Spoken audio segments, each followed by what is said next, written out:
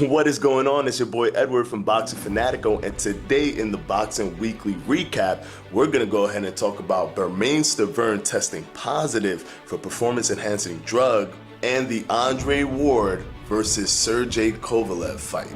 Let's get into it.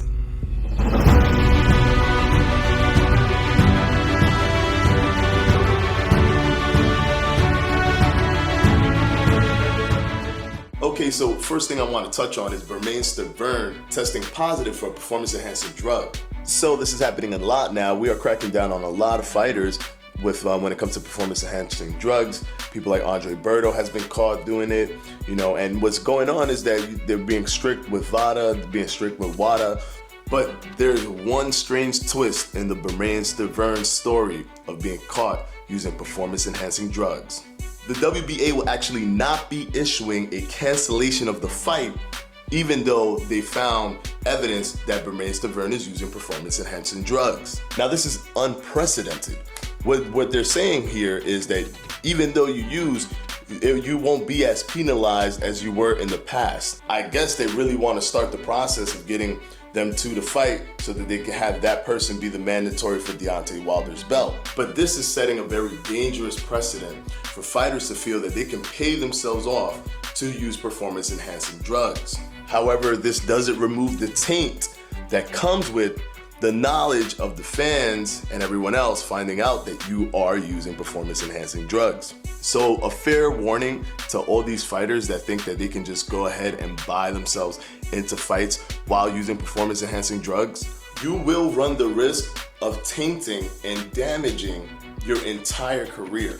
Because I don't know about you, but when I look at someone who's been caught using performance-enhancing drugs once, I immediately feel that they could have been using it their entire career. So it's going to be interesting to see what happens off of this, but I don't like the precedent that the WBA is setting by still allowing him to fight. He should have been canceled and removed from the fight as the penalty. And in interesting news, Tommy Hearns actually opened up a GoFundMe account for his gym. That's right, he has a GoFundMe account, and I'll put the link on the description for you to go and check that out. This GoFundMe account is for him to basically open up a gym, which is his dream. And I feel like us as fighting fans, he gave us so much in terms of entertainment and what he gave in the ring, the blood, sweat, and tears. Let's go ahead and help him out. Little donation, definitely go a long way. So if you're interested, the link is in the description. So let's go ahead and click that, and let's help a legend out. Now, before I talk about the Andre Ward versus Sergey Kovalev fight, I want to talk about the Maurice Hooker versus Perez fight. That showed to me that Maurice Hooker, it is not ready for the elite level at all. He could not change up what he was doing. He could not switch his strategy. And it is almost embarrassing to have such a reach advantage, an almost freakish reach advantage. As I saw him in the fight, he just reminded me of Tommy Hearns, which is funny. I just talked about Tommy Hearns, but he reminded me of Tommy Hearns. The way he looks, his body. To have all of that reach advantage and not be able to control distance. He never understood the distance in the entire fight. He never was able to capture the distance and control range for the entire fight. Perez completely nullified his whole distance advantage by timing him each and every way. One thing that I want to say is to all the judges out there, I get that there's money in certain fighters. I understand that when you want up-and-coming fighters, when you want young fighters. But if there's someone that you can tell will be constantly having trouble every step of the way, why even give that person that opportunity? Just nip it in the butt right there. You know he's not gonna be an elite fighter. He had a problem with a guy that was on his way out. Someone's gonna stop him at one point. Just cut it now and look for somebody else. Now, let's go ahead and talk about this amazing fight in Andre Ward, Sergey Kovalev. This fight lived up to all of its hype. As a matter of fact, I personally believe it exceeded it, as some people thought that it was just gonna be Ward tactically breaking him down from beginning to end and not making it interesting at all, and then it was just not gonna be a fun fight to watch. So in my prediction, I stated that Sergey Kovalev was gonna come out strong in the beginning of the fight and try to impose his will. What's gonna happen in this fight is Kovalev's gonna come out very, very strong. He's gonna try to impose his will on Andre Ward, and that's exactly what he did. He came out and he even hit him with a jab. And as a matter of fact, hold up, see this? Open this up. Yeah, that's a jab.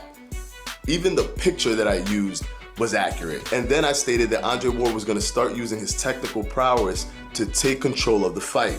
But Andre Ward is gonna be very, very smart. He's not gonna let Kovalev take advantage of his weight. Also stated that he was gonna go ahead and take away Kovalev's strongest asset, which was his power. And he's gonna be very, very effective at taking away Kovalev's biggest strength, which is his power, which he indeed did. He started hitting him to the body and took a lot of punch off of Kovalev. It got to a point like round 7 or 8, where Ward's punches actually seemed much harder than Sergey Kovalev's punches. So, not trying to gloat, but that prediction was spot on. Now, even though this fight was an amazing fight, we have a controversial-ish kind of situation. The fight was very, very, very, very, very, very close. And although I gave Ward round 3 until 12 minus the 5th, so I gave Sergey Kovalev round 1, round 2, and round 5, but I went ahead and gave Ward every other round. It doesn't mean that it isn't close, because every single round that Ward won, with the exception of like the 9th or, you know, like the 4th and stuff like that, were very close. We have to understand, even though we want to cry foul, we have to know how the points system works. You have to isolate every single round by itself. Even though I had Ward winning the majority of the rounds, within each round, he was just winning each one of them. Within the round itself, it was close. And I get it, I understand. Usually when we have a great technical fighter versus a very frenetic knockout fighter, if the technical fighter doesn't make the knockout fighter look completely confused throughout the entire fight, people that favor the knockout fighter will start to see it as a robbery for the knockout fighter versus the technical fighter. And that is because they're so used to seeing someone like Andre Ward or a Mayweather basically dismantle somebody. For one example, the Maidana fight. If you really watch that fight, you can tell that Maidana only really won the first few rounds. And this is looking at it in an unbiased way. But because it just made Mayweather look much more vulnerable than usual, a lot of people were like, wait, what's going on? I feel like Maidana won. That is the battle that you always get between the technical fighter versus the power fighter. But nonetheless, as fans, let's not take away the amazing fight that we had. I literally had goosebumps when Ward sat down on his corner and Virgil Hunter was like, look at me, I need you to look at me. It just, that whole moment, like they were seeing something happening, like something he needed to look into his eyes, he needed to light a fire, he needed to see if he was there, if he was gonna fight back. And then Ward, in a very Rocky-esque style, taking that knockdown, but yet coming forward, not letting it bring him down, knowing that he lost the first round, knowing that he was down in the second, and it still wasn't enough to tell him he's gonna lose, just give it up and go into survival mode. And then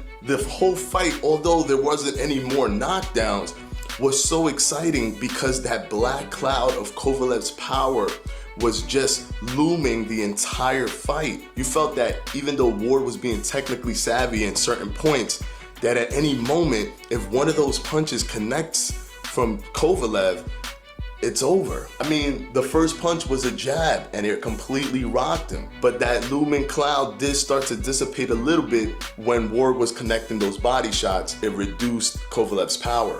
And now a lot of people are trying to take away the mantle of pound for pound, that he shouldn't be the pound for pound #1. I honestly feel that the rematch should happen because it was super close. It was a very close fight.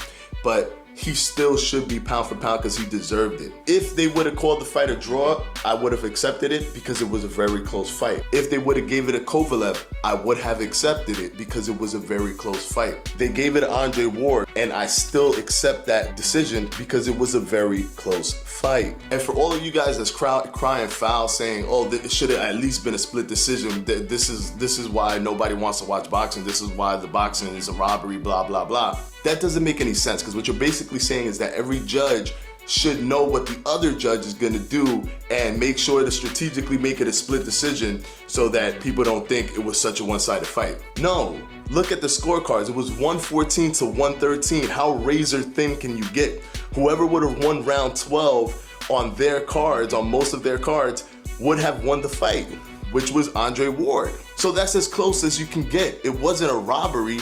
The scorecards accurately depicted the fight that we saw. 114 to 113 is 1 point difference from a tie. That was pretty accurate. But let's get this rematch going, because that was such a great fight. It was two amazing fighters in their prime, something we fight fans rarely get, and then it lived up to the expectations. I was stunned at how great of a night it was. The Sergey Kovalev versus Andre Ward fight. Amazing. So that is it for this week, guys. Stay tuned on Friday where I drop my segments video, and then next Monday I will be back with another Boxing Weekly recap. Have a good one.